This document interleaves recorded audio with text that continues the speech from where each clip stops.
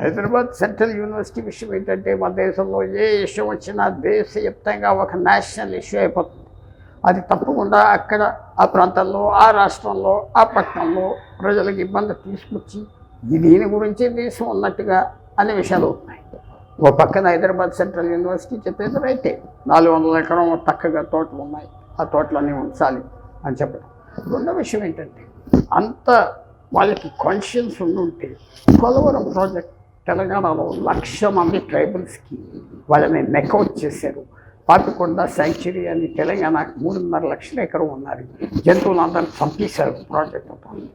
దాని గురించి ఏం చెప్పలేదు, దాని గురించి ఏం మాట్లాడలేదు.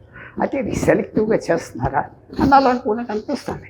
అదే కాకుండా రాజకీయ పార్టీలు కూడా పార్లమెంట్లో నిలబడి ఈ 400 ఎకరం ఇక్కడ ఉంచాలి కొన్ని చెప్పటం. వాళ్ళకి చెప్పేది ఏంటంటే మరి పోలవరం 1,00,000 మందిని తెలంగాణ నుంచి బయటికి తరిమేసి వాళ్ళకి ఇప్పుడు కూడా డబ్బులు ఇవ్వకుండా 15 సంవత్సరాల తర్వాత అడవిదేవి నరికేసి మీరు ఎక్కడున్నారు? ఒక్కసారి పార్లమెంట్లో ఇష్యూ రేస్ చేశారా? తెలంగాణకు సంబంధించింది, ఆంధ్రప్రదేశ్కి సంబంధించింది 3-4 లక్షల మందిని అక్కడ డిస్ప్లేస్ చేసి తరిమేశారు. మొత్తం అడవిని నరికేశారు. అక్కడ 2-3 వేలు ఉన్న అడవి ఏళ్ళు వైల్డ్ బస్సులో ఎన్ని చచ్చిపోయింది, జంతువులు ఏం లేవు. 7.5 లక్షల ఎకరం పాపికొండ శాంక్చురీ తెలంగాణ ఆంధ్రప్రదేశ్ 2 మధ్యన ఉన్నది. పాడవుతే ఎవరు మాట్లాడలేరు. అదేదంతా సెలెక్టివ్. మీడియా కెమెరాలు హైదరాబాద్ సిటీలో ఉంటాయి, ఎక్కువ చెప్తాం, అందరికీ చక్కటి పబ్లిసిటీ వస్తుంది, అందరూ దేశం హీరోలు అవుతారు. అసలైన విషయాలు ఎవరు పట్టించుకోరు. 200-300 మైళ్ళ దూరంలో జరిగే ఘోరాలు అవి ఎవరికి అక్కర్లేదు. సిటీ పక్కన ఉన్న విషయాలు ఎక్కువ లేపుతారు రాజకీయ పార్టీలు, ఎవరైతే ఎఫెక్టివ్ ఉన్నారు.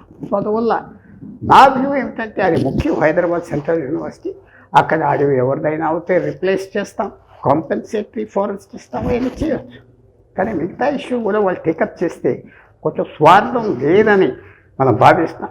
మేము మొదలు పెట్టేది పోలవరం ప్రాజెక్ట్ పెడుతున్నా, తెలంగాణకి పెద్ద ఇంపాక్ట్. ట్రైబల్స్ నరికి బయటకు పంపించేశారు, అడవులంతా నాశనం చేశారు, ఎవరు అప్రూవల్ తీసుకోకుండా కట్టేశారు సకంగా. దానికి జవాబు చెప్తారా? దానికి రాజకీయ పార్టీలు చెప్పట్లేదు, హైదరాబాద్ సెంట్రల్ యూనివర్సిటీ వాళ్ళు అసలు ఎత్తట్లేదు, మీడియా కూడా దీంట్లో నిశ్శబ్దంగా ఉన్నది. సో ఈ ఇష్యూ ఎలా చూడాలంటే సిటీలో జరిగేదానికి ఇమీడియట్ పబ్లిసిటీ వస్తుంది. 10 మంది ఉండదా, 500 మంది ఉండదా, బయట లక్షల మంది ఎఫెక్ట్ అవుతే మాత్రం రాదు.